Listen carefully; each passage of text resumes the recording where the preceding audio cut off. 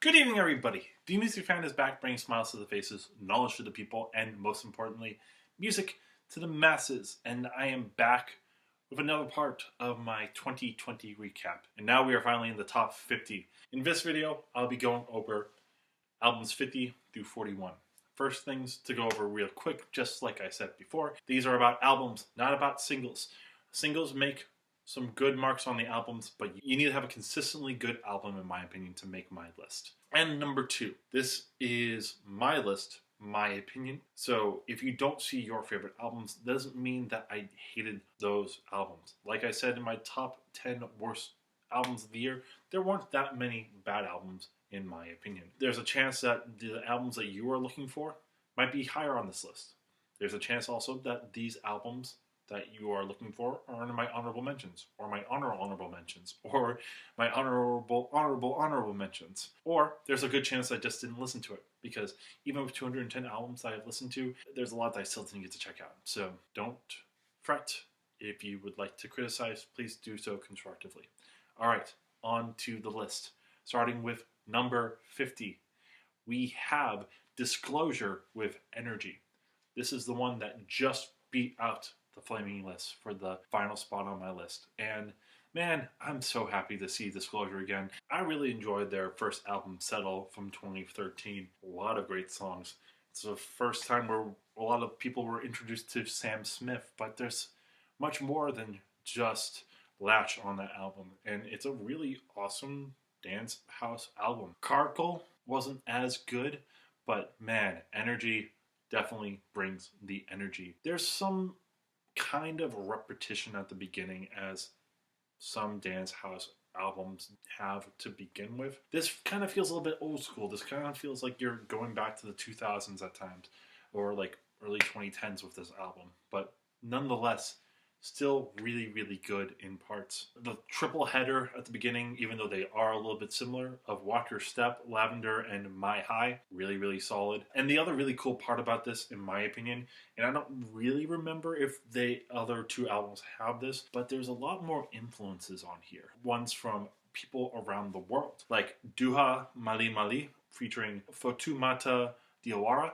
Hopefully I said any of that right. It has a mixture of, I'm guessing, African beats, but also using that house idea. And there's also Ce n'est pas with Blick Bassi, which has some more French approaches. Energy, the title track on the album, which brings back Eric Thomas, who was on the first album with Intro When a Fire Starts to Burn. Man, the energy there is beautiful. It has such a diverse sound throughout the track. Even Reverie with Common at the end, and Birthday, also with Kalani and Sid. Awesome tracks. Overall, just a really solid album that just is a little bit on the lower end because a little bit too similar in sound at the beginning.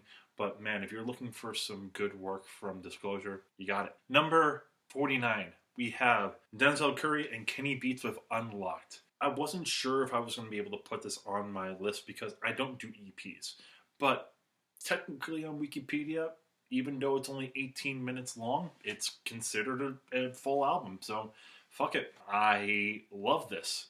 This is so short, yet so entertaining. Denzel Curry is on top of his game throughout this album, just rapping so hard and so poignantly. I also really enjoyed the different inflections that he does. At one point, commenting on how this song is starting to sound like a Logic song, and then turning it into more of a DMX style. I find that really funny. There's a lot of meta ideas on here. But what's also really cool is Kenny Beats' work behind it. I really enjoy it when he changes the pitch of Denzel Curry to give it a little bit more of an interesting appeal. This album goes by so quickly, yet it hits so hard and leaves a lasting memory, to the point where, like, even though this was an 18-minute album, whenever I was thinking like my favorite rap albums of the year, this was standing out again and again and again. If it was a little bit longer, I think it would have went a little bit higher, but still definitely garnered enough to make it into the top 50. Number 48, we have the Pineapple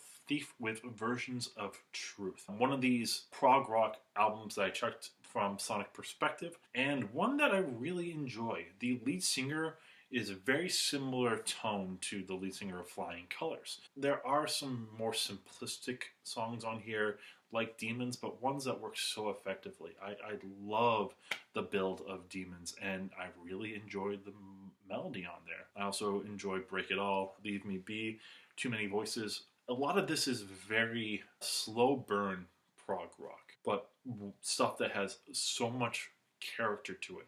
A lot of this was made, of course, during the pandemic and touches on the ideas of isolation, and you definitely feel isolated on a lot of these songs. It works perfectly with what the composer and what the singer was trying to get across. The first time around, I didn't really enjoy it because I felt like some of it felt a little bit too similar, but as I listened to it more and more, I understood the depth of this album, even though there's not much complexity at times. Definitely want to check out more of this band. Really, really cool. I'm glad to have checked them out. Number 47, we have Jacob Collier with Jesse Volume 3. So this is weird. Even though it made my top 50, I still think this is kind of a disappointing album. And one that I'm very curious about, as we will talk about in the Grammys when I talk about my predictions. I was very surprised to find this in the category for Best Album of the Year. I would personally say that with all the other albums that he's had throughout the past,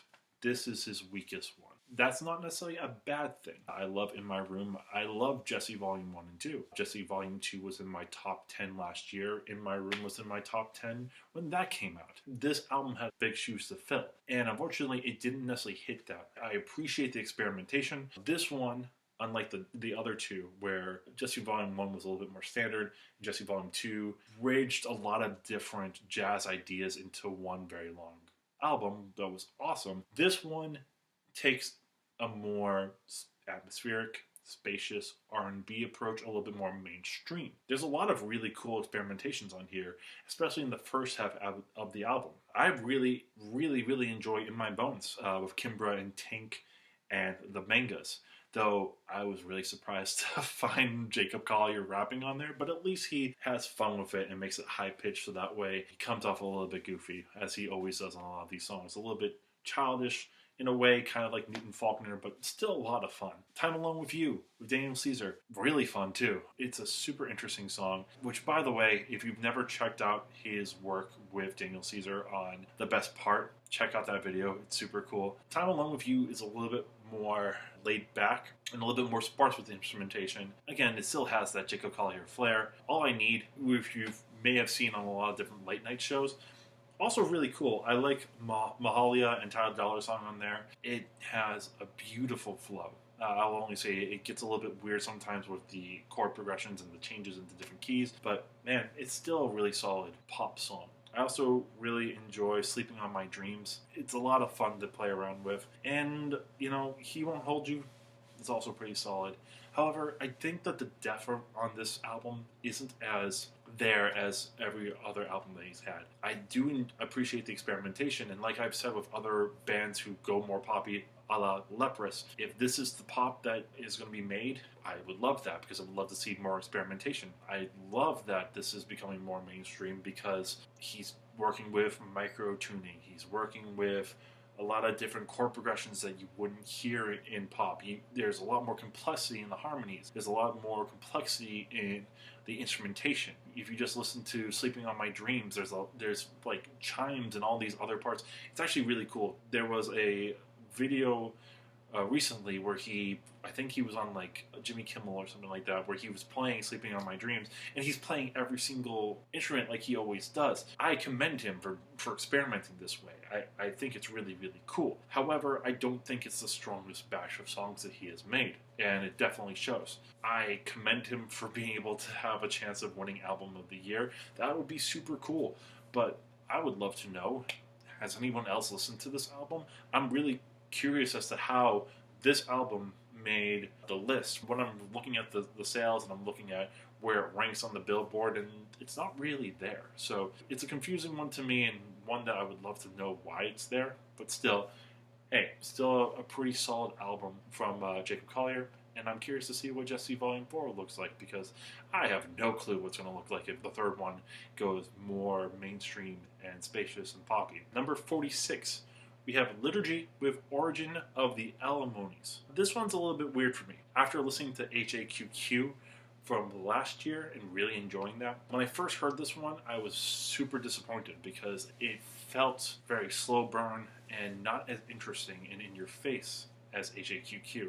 I was looking for something a little bit more metal and did not find that. However, I listened to Anthony Fantano's review of it, got a little bit more context into what this was supposed to be, and then tried it out again. And I'm glad that I did, because even though it is a slow burn, it's supposed to be that. This is an opera in about 40 minutes, and it's really cool. I will warn you, if you are listening to HAQQ and then you listen to this, you may get disappointed if you don't understand the context behind it. This is supposed to be one entire work broken up into little parts instead of separate ideas in an album. If you approach it that way and you hear the slow burn, then you will start to understand what is going on around it. And to me, this is a really, really interesting and dissonant opera. It's hard to get into at first. I plead with you, if you don't like it the first time, try it out again with that context and check it out, because I almost missed this. I almost said that this was one of the worst albums because I was so disappointed in it. But once I started to understand the context behind everything, man, I was super happy to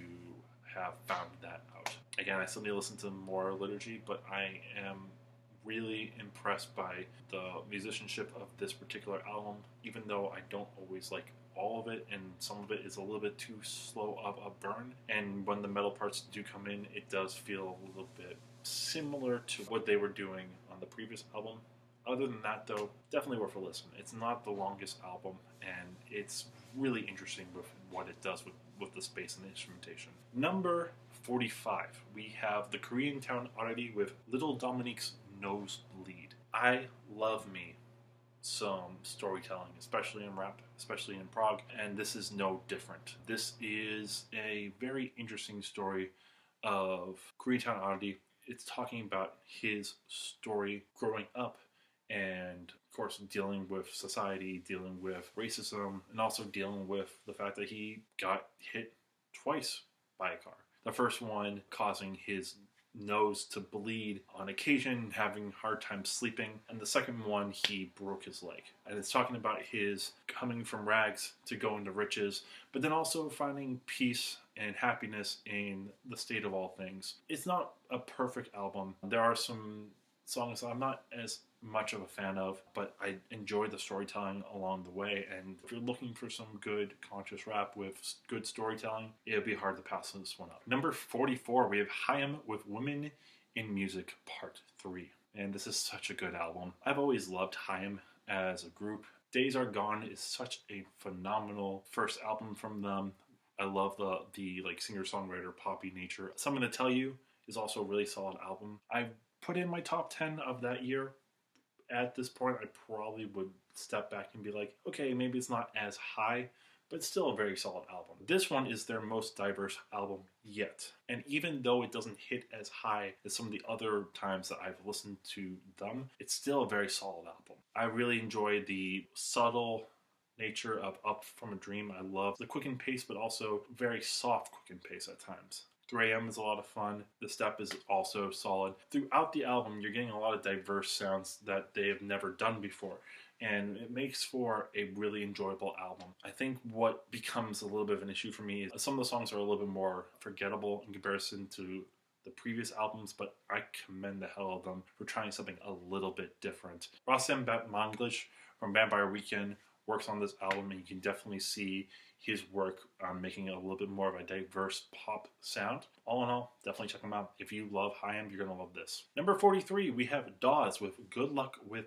Whatever. I've always loved Daws from when I started listening to them, from We're All Gonna Die to Passwords to this album. It doesn't hit as well as previous albums, but Daws' storytelling is always great. I always can sink into the songs and get to know these characters so well. I love the nature of Still Feel Like a Kid, talking about getting older but doing stuff that makes you still happy and make you still feel young inside. Also, Good Luck With Whatever, which has a little bit more of a tone of being suspicious about the people around you, but being like, good luck with whatever you want to do. Between the 0 and the 1, if I'm reading it correctly, being more of a story of trying to let go of somebody from the past, even though you want to keep holding on to them. St. Augustine at Night, a beautiful ballad about love and marriage and trying to keep a marriage going, even when it's struggling sometimes. And like going from being a kid and seeing your parents struggle to trying to learn from them and not struggle in your marriage, but also falling into some of the same patterns. Didn't Fix Me,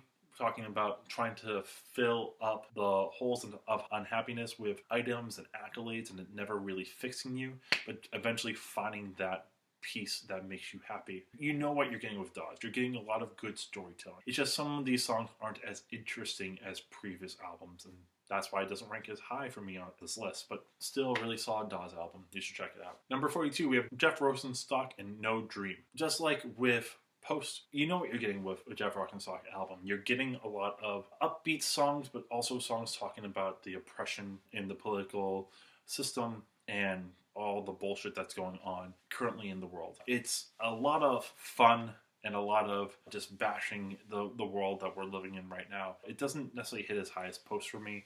I think that one works a little bit better in terms of just how raw it is, because it was made literally right after Trump became president. Still really, really solid work from Jeff Rosenstock. I continually like checking him out, and I will do so in the future. Definitely check this out if you like Jeff Rosenstock. And then finally, number 41, we have Nothing Is True and Everything Is Possible by Enter Shikari. This is my first full album from Enter Shikari, and I'm glad that I checked it out. I remember not liking them as much when I was younger.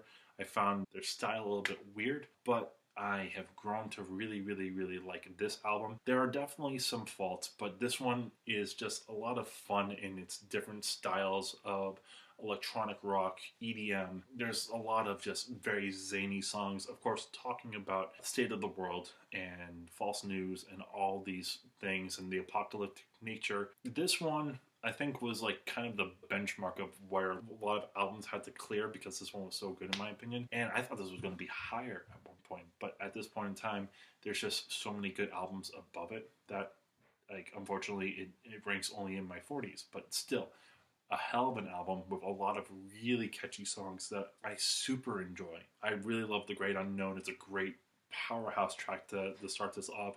Crossing the Rubicon is a little bit more poppy, but I still really like the nature of it. The Dreamer's Hotel, a little bit weirder, but hey, still a really cool song. I love Waltzing Off the Face of the Earth. It has this like classical atmosphere, but also like super zany with talking about like how none of this real and anything is possible. Definitely feels like a lot of flat earthers talking modern living, Alcoholics Anonymous. The list goes on. Tina, Elegy for Extinction, a beautiful, bombastic, classical piece where everything is falling apart. And then Marionettes, the whole entire album for the most part works very well. And I forgot Satellites, one of the best songs from 2020. I would love to cover it sometime. It's actually really cool. It's a song about the LGBT community and trying to come out in a world where people don't necessarily accept you. Instead, having to be like satellites moving around each other, trying to show our love rather than being able to do it in public and be with the one that you love because of fear from your family. Beautiful, beautiful song, and one of the more simplistic ones. Super bombastic and super great. I need to check out more Enter Shikari. I know some people don't like this one as much, but I find this really enjoyable. The only real song that I don't really like is honestly The King. I find it really grating, but man, really cool album. It's only number 40. So bet you there's a bunch of really good albums waiting for you down the line. But in order for you to check that out, of course, you're just going to have to continue watching these. So first off, if you like this video, give it a like. If you haven't subscribed to my channel yet, please do so. That way I know that you enjoy what I'm doing and want to see more of these videos, especially if you want to continue seeing what the rest of my list is. And also, let me know what some of your favorite albums from 2020 were, and let me know what your opinions are of these albums right here. Next up is going to be albums 40 through 31. Until then, this is a Music Fan, and I'm signing off.